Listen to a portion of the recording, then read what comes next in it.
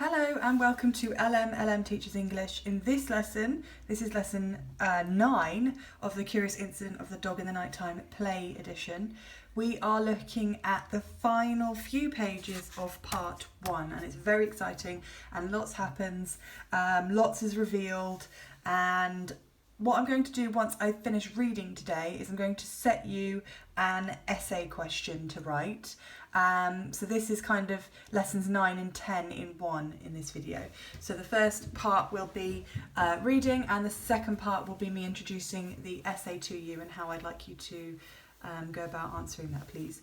So the book is The Curious Incident, the National Theatre edition, and we are on page 46, and we have just left Christopher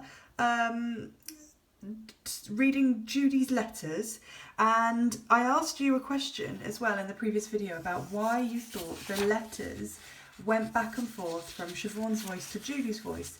I got some really nice interpretations back, but I think what the writer is trying to show us here is that there are different times happening at once in this play, and that's constantly occurring throughout, so it's good to be aware of it. I think we have talked about it briefly, but just to reiterate, this is a play, this play that's being performed on the stage is about Christopher writing the book, which is then turned into the play. Okay, so on the one hand, we kind of have, if we think of it like this, it might be more simple to think about. So if we think about the timeline wherein these actual events took place, and we can call that the past, where Wellington actually was found dead, Christopher actually found him. So we've got that, which Christopher is talking about. Then we've got the next timeline, which is where Christopher is talking to Siobhan about this, and she's saying, why don't you turn it into a book? And so he's writing a book. So we've got the book writing timeline. So the events occur, writing a book about it. And then the third timeline is the play that we as the audience are watching or reading, as in our case, that's being performed. And the play is about Christopher discovering the dead dog and deciding to solve the mystery, and then writing a book about it and then turning it into a play.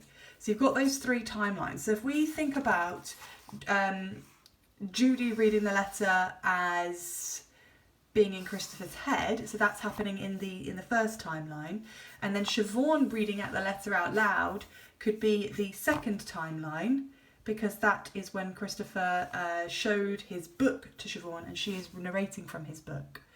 Okay, and then the third timeline is them all merging together for effect, because the writer wanted us to think about that. Within the play, the writer is of course Christopher, but outside of the realms of the play, we know that the writer was initially Mark Haddon of the novel and Simon Stevens of the play. So don't overcomplicate it. It is simple if you think about it, if you keep it separated out like that.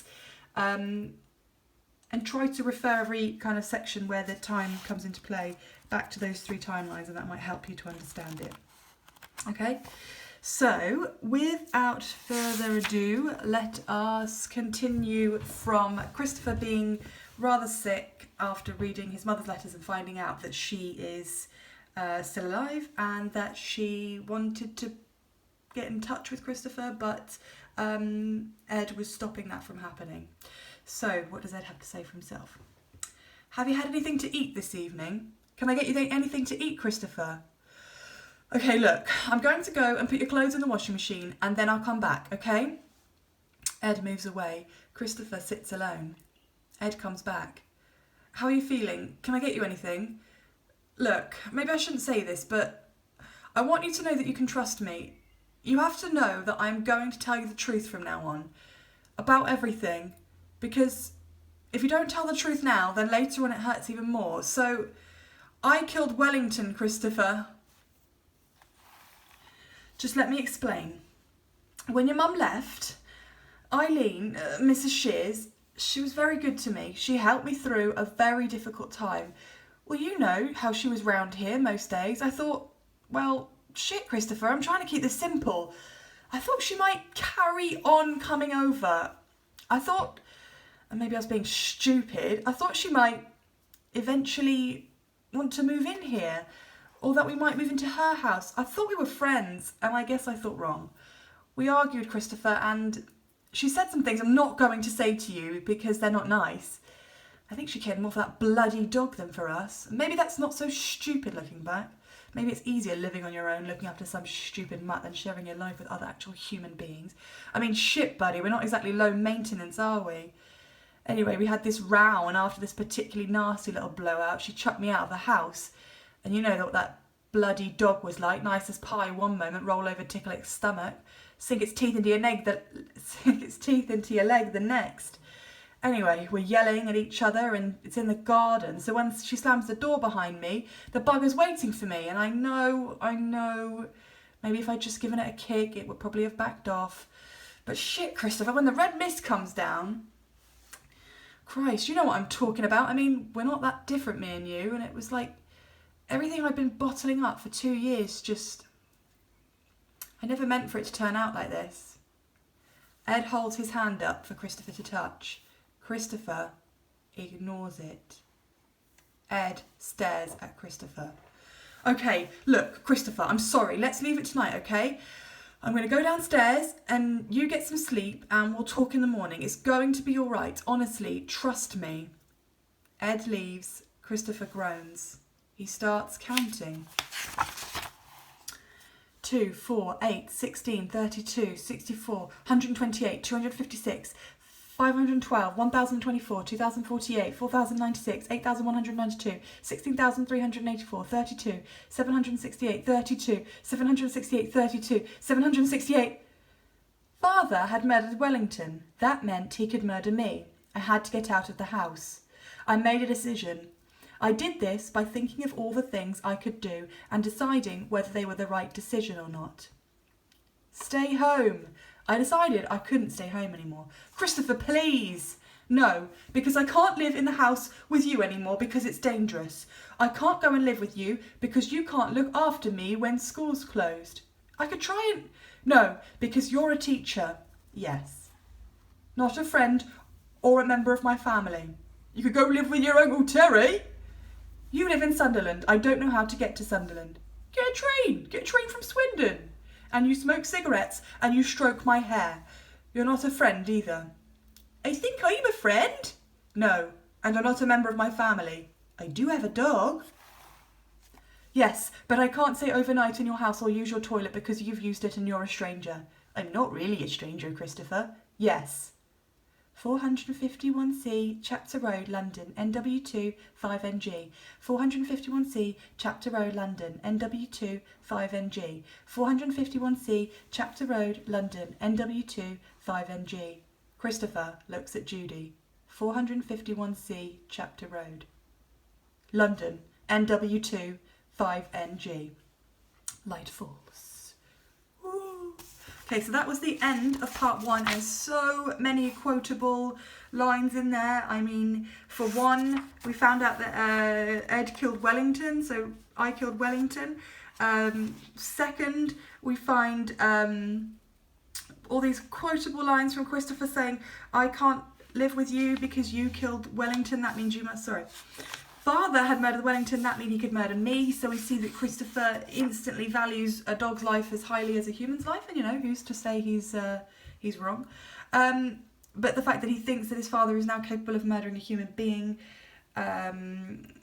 you know, shows now. And also, oh yes, of course, Ed trying to touch Christopher's hand, which is something that they've always done as a way of showing their love for one another, and Christopher ignores it.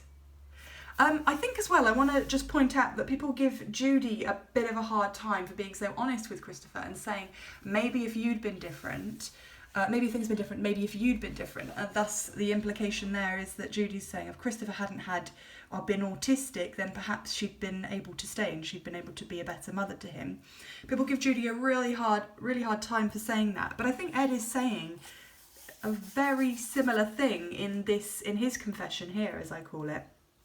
I mean, we learn as well that he was having a relationship with Mrs. Shears. He says at one point, I'm trying to keep this simple. but that he's doing anything but. I mean, the most simple thing he could have said to Christopher was, I had a relationship, we were going out, we were boyfriend and girlfriend, and I wanted her to move in here and live with us. But instead is all these ellipses, which is the word you use for a ... to show how much he's stammering, how hard it is for Ed to tell the truth, compared with Judy, who's just ready to just... I know it's different, hers is a letter and his is supposedly spontaneous speech. And she's had time to get her thoughts together. But the point is, she's far more comfortable being honest than Ed is. And, I mean, it's up to you to make your opinion, make your decision on that. Does that make one or the other a better parent, or even indeed a better person, for being able to be honest or finding it hard to be honest? I mean, morally, of course, it's better to tell the truth. But then when you have a son who is autistic and struggles with certain pieces of information, maybe it's better to withhold some aspects of the truth. Maybe you completely disagree with that point. The point is, these parents are struggling with that on a day-to-day basis. We're struggling with that now in a classroom discussion, let's pretend. They struggle with, these parents would struggle with that on a day-to-day basis. You know, they don't have time to sit down and have a debate with somebody. When Christopher starts banging his head against the floor, you've got to act there and then. And so that is what ultimately what Stevens is trying to convey to us here, is how difficult it is to raise a teenager, who is on the autistic spectrum as well, you know? Because these things still apply. If Christopher wasn't autistic, you know, these parents would have had the same issue with having affairs and whether to tell your child about it, or you were having a new relationship with a boyfriend or girlfriend, do you tell your child about it? Parents have these issues with any teenage child or any young child. So bear that in mind as well. Christopher, in some ways, in this situation, in some ways, is just a typical family situation. Anyway, I am going off on a tangent and we're going to run out of time for me to take your essay question. So what I would like you to do is we've talked about it so much, well, I've talked about it so much, is write an essay question answering the question, how does Stevens present parents in The Curious Incident of the Dog in the Night Time? And I'm leaving that question nice and open for you because I want you to write about the various ways that these parents are introduced. And I want you to think about the fact that both parents have positives and negatives. They're both trying very, very hard. And try not to think about them as good or bad people.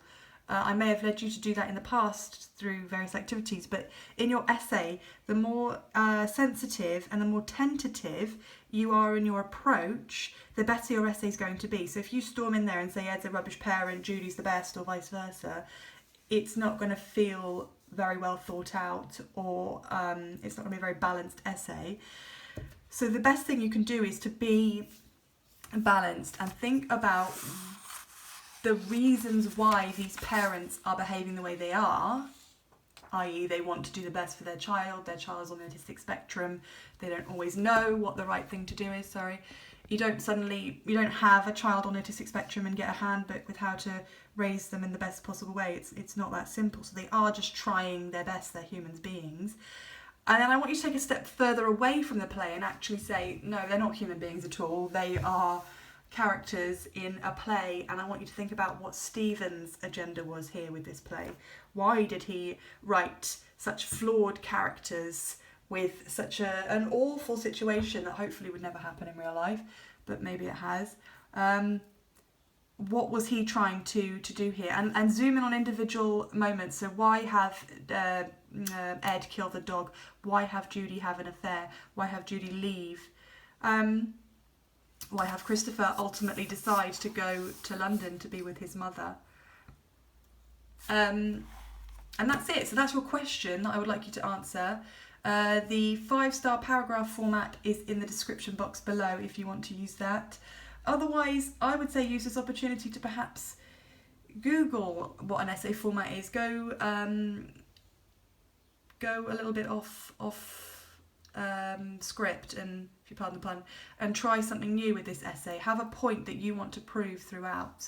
So I want you to try and use as many quotes as you can, but a minimum of 4, okay? So 2 for each character.